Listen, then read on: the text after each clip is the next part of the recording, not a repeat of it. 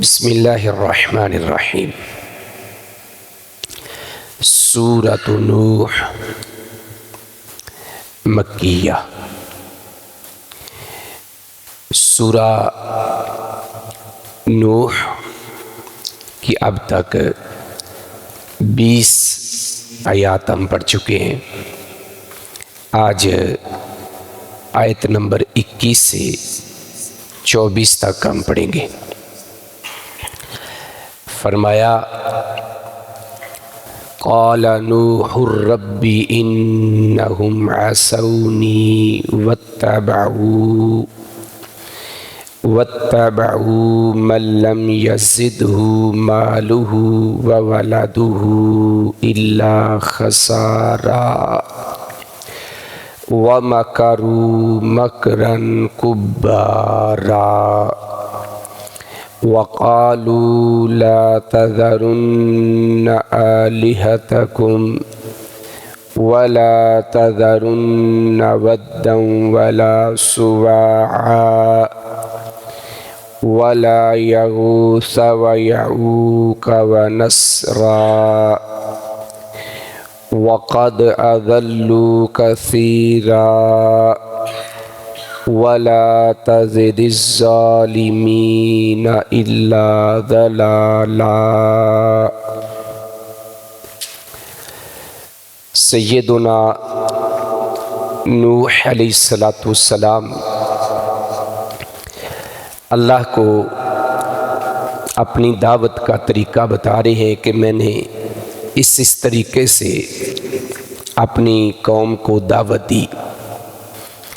اس دعوت کے بعد جو نتیجہ ہے، جو رزلٹ ہے، اب اس کا ذکر کرتے ہیں۔ فرمایا قال یقول میں نہ کہنا، آگے فاعل موجود ہے نوحن، تو مطلب کیا ہے؟ نوح علیہ السلام نے کہا، فرمایا۔ نوح علیہ السلام نے فرمایا کیا؟ ربی، اے میرے رب۔ نوح علیہ السلام نے کہا یا فرمایا، اے میرے رب، انہم، انا بے شک، ہم وہ، عصونی انہوں نے نافرمانی کی، نی میری، عصا یاسو کا معنی ہوتا ہے نافرمانی کرنا، تو میری نون جو ہے اس کے آگے جو یا ہے وہ نسبت کی ہے، میری عصونا اصل میں تھا تو وہ نسبت لگا کے میری نافرمانی کی۔ نوح علیہ السلام نے فرمایا، اے میرے رب، بے شک انہوں نے میری نافرمانی کی یا میری بات نہیں مانی، یعنی جو میں نے ان کو دعوت دی، جو ان کو سمجھایا، جس طریقے سے بھی سمجھایا، انہوں نے میری بات نہیں مانی۔ نوح علیہ السلام نے فرمایا، اے میرے رب، بے شک انہوں نے میری بات نہیں مانی، انہوں نے میری بات نہیں مانی۔ واتبعوا، اور وہ پیچھے چلے، اور انہوں نے پیروی کی، اور انہوں نے اتباع کی، من اس کی لم یزد، نہیں زیادہ کیا، اس کو، یعنی جس بندے کے یہ پیچھے چلے اس کو زیادہ نہیں کیا، کس نے؟ مالہ، اس کے مال نے، وولدہ، اور اس کی اولاد نے، الا، سوائے، خسارے کے۔ پہلے اس کا مفہوم تھوڑا سمجھ لیں، پھر اس کا بامحاورہ ترجمہ آسانی سے آپ کو سمجھ میں آ جائے گا۔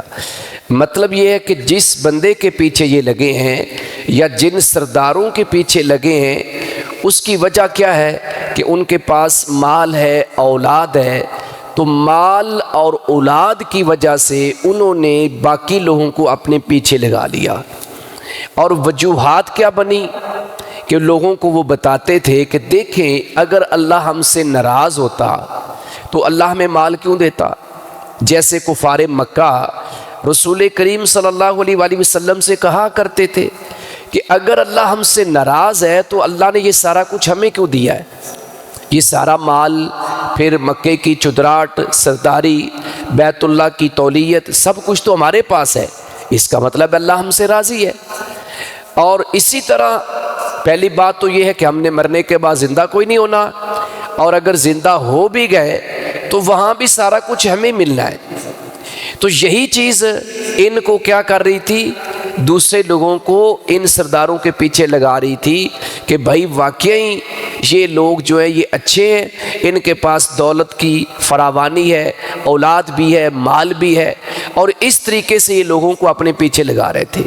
دوسرا جو مالدار شخص ہوتا ہے، آج بھی آپ کے معاشرے کے اندر اکثر گمراہ فرقے جو ہیں وہ مال کی وجہ سے غرباء کو اپنے ساتھ لگا لیتے ہیں، ان کے کسی نہ کسی ایونٹ کے اوپر پیسے خرچ کر دیتے ہیں، کہیں نہ کہیں ان کی ضرورت پوری کرتے ہیں اور ان کو پیچھے لگا دیتے ہیں۔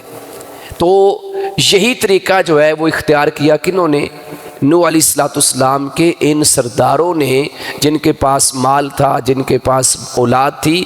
تو حضرت نوح علیہ السلام نے قوم کا ان کی طرف نہ آنا، ان کی اطاعت نہ کرنا، ان کی بات نہ ماننا، اس کی ایک وجہ بتائی کہ یہ ایسے لوگوں کے پیچھے لگے ہیں جن کے مال اور اولاد نے انہیں کسی چیز میں زیادہ نہیں کیا سوائے خسارے کے۔ یعنی بظاہر تو ان کو یہ لگتا ہے کہ ہم بڑے فائدے کے اندر ہیں، لیکن وہی اولاد، وہی مال جو ان کو گمراہ کر رہا ہے، تو یہ اس سے بڑا خسارہ کوئی نہیں ہے۔ یہی وجہ ہے کہ اللہ تبارک و تعالی نے قرآن کریم میں کئی بار اولاد کو اور مال کو فتنہ کہا ہے۔ کہیں اللہ نے کہا کہ تمہارا مال اور تمہاری اولاد تمہیں اللہ کے ذکر سے غافل نہ کر دے۔ اب ترجمے کو سمجھیں۔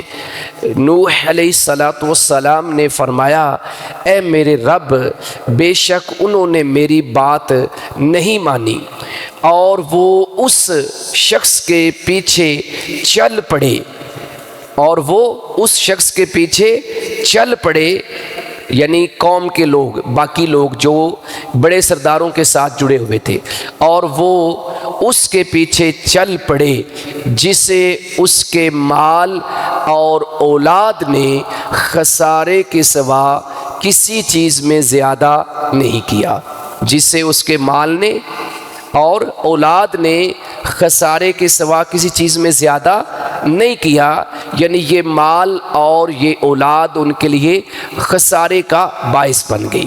وَمَكَرُوا، اور انہوں نے خفیہ تدبیریں کی، وَمَكَرُوا، اور انہوں نے خفیہ تدبیریں کی، مکرن کبارا، کبارا یہ مبالغے کا صیغہ ہے، جیسے کبیرہ لفظ استعمال ہوتا ہے تو اس سے کبارا بہت بڑا، بہت بڑا، بہت بڑی خفیہ تدبیر، بہت بڑی خفیہ تدبیر۔ اب وہ خفیہ تدبیریں کیا ہیں جس کا ذکر مختلف جگہوں پہ اللہ رب العزت نے کیا بھی ہے، کہ ایک تو وہ یہ کہتے تھے اپنی قوم کو کہ دیکھیں بھائی یہ کیسے پیغمبر ہیں، یہ تو ہمارے جیسے انسان ہیں، جیسے ہم کھاتے ہیں یہ کھاتے ہیں، جیسے ہم پیتے ہیں یہ پیتے ہیں، جیسے ہماری حاجات ہیں، ضروریات ہیں، ویسے ان کی ہیں، تو یہ کیسے پیغمبر ہو گئے۔ ایک تو یہ اٹیک تھا۔ دوسرا، دیکھو جی ان پر ایمان لانے والے بڑے نچلے لیول کے اور نچلے طبقے کے لوگ ہیں، بڑے غریب سے لوگ ہیں، ان کے پلے ہے کیا؟ پھر یہ بھی ایک مکر اور تدبیر لوگوں کو گمراہ کرنے کے لیے تھی کہ اگر یہ واقعی حق والے لوگ ہیں تو پھر یہ مالدار ہوتے، ان کے پاس دولت کی فراوانی ہوتی، ان کی تو روٹی پوری نہیں ہوتی، اور یہ کیسے اللہ کے پیغمبر ہیں۔ تو خفیہ تدبیریں یہ ساری اس کے اندر شامل تھی، کسی نہ کسی طریقے سے وہ باقی لوگوں کو حضرت نوح علیہ السلام کی دعوت سے روک رہے تھے، جیسے کفار مکہ پیارے پیغمبر علیہ السلام کی دعوت کو روکنے کے لیے جب بھی کوئی مکہ میں نیا بندہ تجارت کی غرض سے یا حج کرنے کے لیے آتا یا عمرہ کرنے کے لیے آتا تو اس کو راستے میں پکڑ لیتے اور اس کو گمراہ کرنے کی کوشش شروع کر دیتے۔ اچھا بھائی آپ بڑے سیانے ہیں، بڑے سمجھدار ہیں، آپ علاقے کے نمبردار چودھری ہیں، یہاں پر ایک بندہ ہے، ہم آپ کے بڑے خیر خواہ ہیں، وہ بندہ جناب ایسا کلام پیش کرتا ہے جادو جیسا اثر ہو جاتا ہے، ہم چاہتے ہیں کہ آپ اس سے بچ جائیں، ہم آپ کے بڑے خیر خواہ ہیں۔ تو یہ ساری کیا ہیں؟ یہ خفیہ تدبیریں ہیں. کفار مکہ بھی یہی کام کرتے رہے. تو یہاں پر بھی سیدنا نوح علیہ السلام نے اللہ کے سامنے ان کے ان کارناموں کا ذکر کیا. وَمَكَرُوا مَكْرًا كُبَّارًا، اور انہوں نے خفیہ تدبیریں کی، بہت بڑی خفیہ تدبیر. وَقَالُوا، اور انہوں نے کہا، یعنی قوم کے جو بڑے تھے، سردار تھے، جو خود گمراہ تھے اور دوسری قوم کو بھی ساتھ لگایا ہوا تھا، اور انہوں نے کہا لا تذرن آلہتکم. لا تذرن کے اندر نون جو ہے یہ تھوڑا سا زور کے لیے آتا ہے، ہرگز تم مت چھوڑو. اور انہوں نے کہا تم ہرگز نہ چھوڑنا آلہتکم، اپنے معبودوں کو. جو معبود ہمارے ہیں نا، ان کو تم نے نہیں چھوڑنا. وہ معبود کون سے ہیں؟ ان کا آگے نام بھی آ رہا ہے. اور انہوں نے کہا، یعنی قوم کے سرداروں نے، قوم کے بڑے لوگوں نے کہا تم ہرگز اپنے معبودوں کو نہ چھوڑنا. یعنی سیدنا نوح علیہ السلام کے پیچھے لگ کے ان کی بات مان کے دیکھنا، کہیں اپنے معبودوں کو نہ چھوڑ بیٹھنا. ایسے ہی ہے جیسے نبی کریم صلی اللہ علیہ وآلہ وسلم کے چچا بالکل آخری سٹیج کے اوپر ہیں، روح پرواز کرنے والی ہے، اور ابو جہل بھی بیٹھا ہے اور بھی کفار بیٹھے ہیں. نبی مکرم صلی اللہ علیہ وآلہ وسلم بھی وہاں پہنچے. ادھر آپ دعوت پیش کر رہے ہیں، چچا کو کہہ رہے ہیں کہ تیری مہربانی کلمہ پڑھ لے، میرے کان میں ہی پڑھ دے. اور ادھر وہ چودھری کیا کہہ رہے ہیں؟ دیکھنا کہیں باپ دادے کا دین نہ چھوڑ دینا، کہیں اس کی باتوں میں نہ آ جانا. کیا بات ہے! تو جو گمراہ ہوتا ہے اس کی کوشش ہوتی ہے کہ سارے گمراہ ہو جائیں. دیکھو سب سے پہلے گمراہ کون ہوا تھا؟ ابلیس. سب سے پہلے وہی گمراہ ہوا تھا نا. اور اس نے اللہ سے کیا وعدہ لیا تھا کہ مجھے تھوڑا سا ٹائم دے دیں قیامت تک کا، میں تیرے بنائے ہوئے، تیرے پیدا کیے ہوئے بندوں کو بھی گمراہ کرنے کی کوشش کرتا رہوں گا. اللہ نے کہا ٹھیک ہے، جو میرے ہوں گے نا وہ تیری طرف نہیں جائیں گے. اب وہ زور لگا رہا ہے اور اس کی پارٹی بڑھتی جا رہی ہے، اس کا گروہ بڑھتا جا رہا ہے، اس کے لشکر بڑھتے جا رہے ہیں، کیونکہ اس کے اندر انجوائمنٹ زیادہ ہے نا، اس کے اندر لطف زیادہ ہے، بظاہر اس کے اندر آسانیاں زیادہ ہیں. تو اب وہ کوشش کر رہا ہے. تو ہر دور کے اندر من الجنۃ والناس یہی چیزیں ہیں نا، انسانوں کی شکل میں، جنوں کی شکل میں، دونوں مل کے زور لگاتے ہیں کہ جس گمراہی کے اوپر ہم کھڑے ہیں ہمارے ساتھ باقی بھی مل جائیں. تو انہوں نے کیا کہا؟ لا تذرن آلہتکم، تم ہرگز اپنے معبودوں کو نہ چھوڑنا. اب دیکھیں سیدنا نوح علیہ السلام کی دعوت کا جو دورانیہ ہے کتنا ہے؟ 950 سال. 950 سال میں کتنی نسلیں تبدیل ہوئی ہوں گی، یعنی کتنے بڑے مرے ہوں گے، ان کے بعد نیچے آئے ہوں گے. تو جو بھی جانے والا ہوتا تھا اس کی کوشش یہ ہوتی تھی کہ میری نسل جو ہے اسی بت پرستی کے اوپر لگی رہے. اللہ اکبر. اور انہوں نے کہا تم ہرگز اپنے معبودوں کو نہ چھوڑنا. وَلَا تَذَرُنَّ وَدًّا، اور تم نہ چھوڑنا ود کو. ود کیا ہے؟ ایک بت کا نام ہے. بت کا ہے. یہ پانچوں کے نام سن لیں، پھر میں اس کی ہسٹری بھی تھوڑی سی بتا دیتا ہوں. اور انہوں نے کہا تم ہرگز اپنے معبودوں کو نہ چھوڑنا اور نہ ود کو چھوڑنا، ولا سواع، اور نہ سوا کو چھوڑنا، ولا یغوث، اور نہ یغوث کو، و یعوق، اور یعوق کو، و نصرا، اور نصر کو. یہ 5 بتوں کے نام ہیں جو انہوں نے بنائے ہوئے تھے. اب یہ بت بنیادی پر کیا تھے؟ یہ اس قوم کے صدیوں پرانے بزرگ لوگ تھے، نیک صالح لوگ تھے. یہ بت پرستی کا آغاز اس قوم میں کیسے ہوا؟ صحیح بخاری کی روایت ہے. سیدنا عبداللہ ابن عباس رضی اللہ عنہما فرماتے ہیں ان 5 جو بتوں کا نام انہوں نے ذکر کیا، کہا کہ یہ سیدنا نوح علیہ السلام کی قوم کے نیک صالح لوگ تھے. नेक साले लोग थे, यानी हज़रत नूह अलैहिस्सलाम के आने से भी कबल। अब हुआ क्या कि जब ये लोग फौत हो गए, साफ ज़ाहिर है जो दुनिया में आया उसने मरना तो है, तो कौम के कुछ लोगों ने, जैसे हमारे यहाँ जी बाबा क़ायद आज़म ने ये किया लिहाजा उसका एक मुजस्मा फ़लाँ जगह पे लटका दो, बाबा इकबाल ने ये किया उसका मुजस्मा फ़लाँ जगह पे लटका दो, तो ये भी तो वही चीज़ है ना, ये भी तो बुत परस्ती है, ये भी तो शिरक ही है ना। तो बहरहाल अब उन्होंने क्या किया कि ये नेक साले लोग थे, जो शुरू वाले लोग थे उनकी नीयत भी यही थी, हमारे लोगों की भी नीयत यही है ना। हो सकता है कि अल्लाह माफ़ करे कुछ 100 साल बाद 200 साल बाद मज़ीद हम मर जाएंगे, नस्लें ख़त्म हो जाएंगी, तो वो बाबा जी क़ायद आज़म कोई रब बना के बैठ जाए, कुछ बैद है, ऐसे तो हुआ था। उन्होंने कहा कि ये नेक साले लोग हैं, जहाँ जहाँ ये बैठते थे ना डेरों के अंदर, या जहाँ भी कहीं कोई बैठक होती थी, ज़्यादा जहाँ उठना बैठना था, जहाँ ये इबादत करते थे, तो वहाँ इनके हम ना मुजस्मे बना के लगा देते हैं।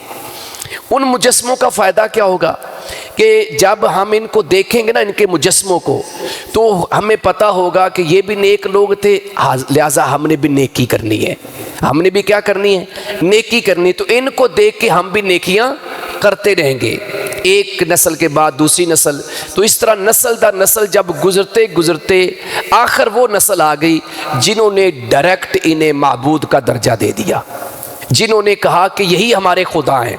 ये आप कुरान सुन रहे हैं ना, उन्होंने कहा कि अपने माबूदों को ना छोड़ो, यही तुम्हारे माबूद हैं।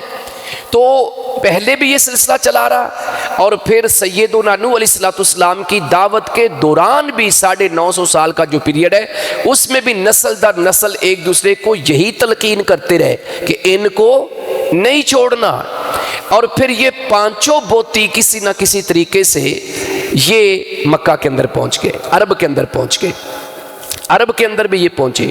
और बुखारी की रिवायत है, हज़रत अब्दुल्ला बिन अब्बास रज़ी अल्लाह अन्हुमा फरमाते हैं कि ये जो वद नाम का बुत था, ये एक कबीला था, कबीला कल्ब, ये दौमतुल जुंदल एक जगह है, वहाँ पर नस्ब किया हुआ था, और कबीला कल्ब के जो लोग थे वो इसकी पूजा किया करते थे।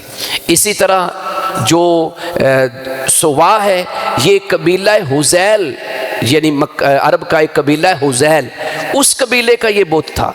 और इसी तरह हमदान कबीले का था, फिर इसी तरह जो है वो मुराद कबीले का एक बुत था, फिर एक बुत जो है वो इसी तरह हुमैर कबीले का था, जो आखिरी बुत है नसर, ये हुमैर कबीले का था। तो इन्होंने ये बुत बना रखे थे।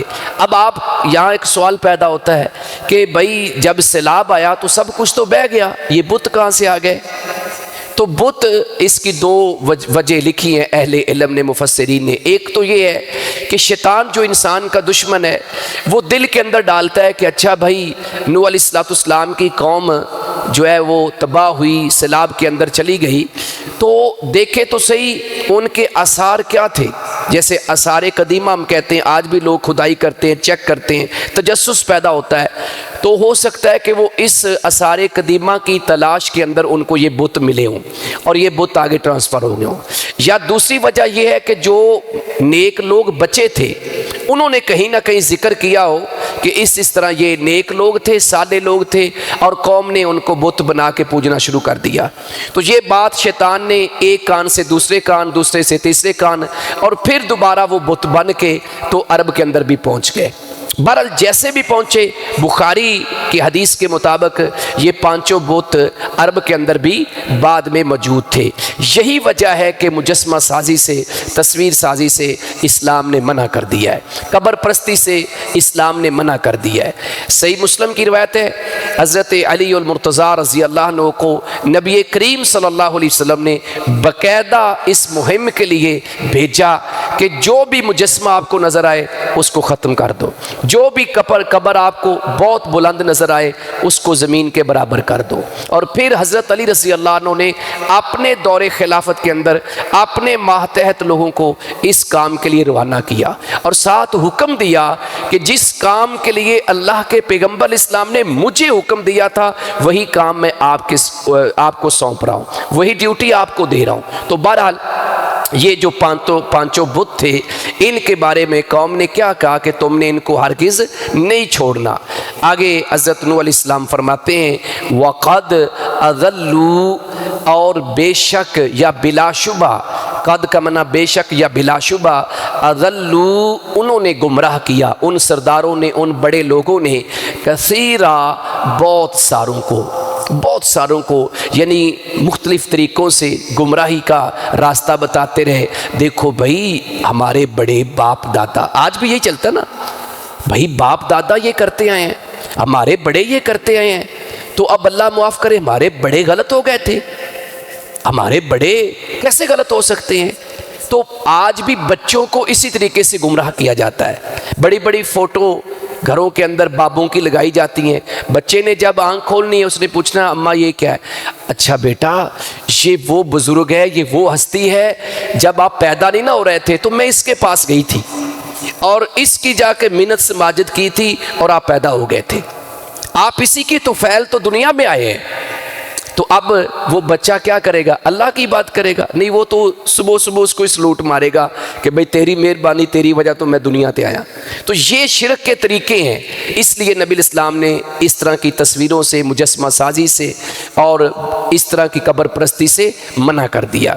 وَقَدْ أَضَلُّوا كَثِيرًا، اور انہوں نے بہت سے لوگوں کو گمراہ کیا۔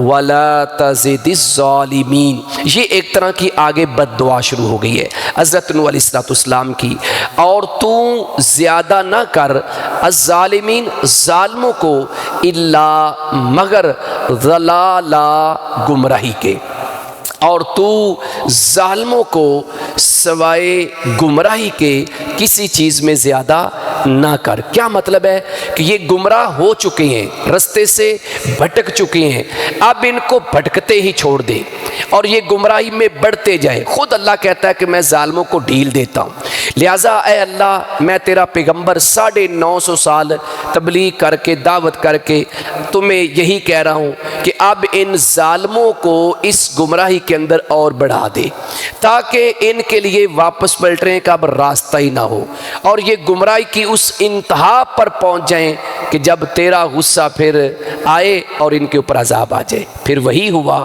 کہ اللہ نے ان کو کھلا چھوڑ دیا، اور وہ جو ٹائم لیمٹ ایک اللہ کی طرف سے طے تھا، اس ٹائم کے اوپر اللہ نے پھر اس قوم کو تباہ کر دیا۔ تو اگلی 4 آیات، 28 آیات کل ہیں، اگلی 4 آیات انشاءاللہ کل کے درس میں پڑھیں گے۔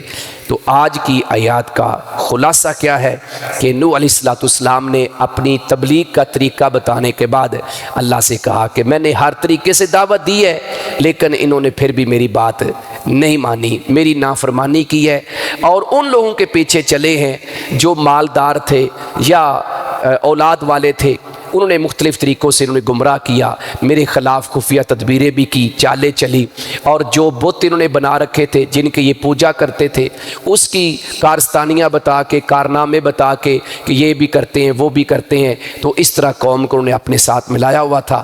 لہٰذا اے اللہ میں یہی کہوں گا کہ ان ظالموں کو گمراہی کے اندر اور بڑھا دے، ان ظالموں کو گمراہی کے اندر اور بڑھا دے۔ تو آگے وہ بات ہے کہ پھر ان کے اوپر اللہ کا عذاب کیسے آیا، کیسے اللہ نے ان کو پکڑا، کیسے ان کی تباہی ہوئی، وہ ساری باتیں اگلے درس میں، کل کے درس میں انشاءاللہ ہوں گی۔ اللہ سے دعا ہے کہ اللہ ہمیں ہر طرح کے کفر سے، شرک سے، بدعات سے، گمراہی سے محفوظ فرمائے، اور جو ہمارے پیغمبر علیہ السلام کی، کیونکہ ہمارے لیے اب رول ماڈل حضرت محمد صلی اللہ علیہ وسلم ہے، اللہ تعالی ہمیں ان کی صحیح معنوں میں اتباع کرنے کی توفیق عطا فرمائے۔ وما علیہ الا البلاغ المبین۔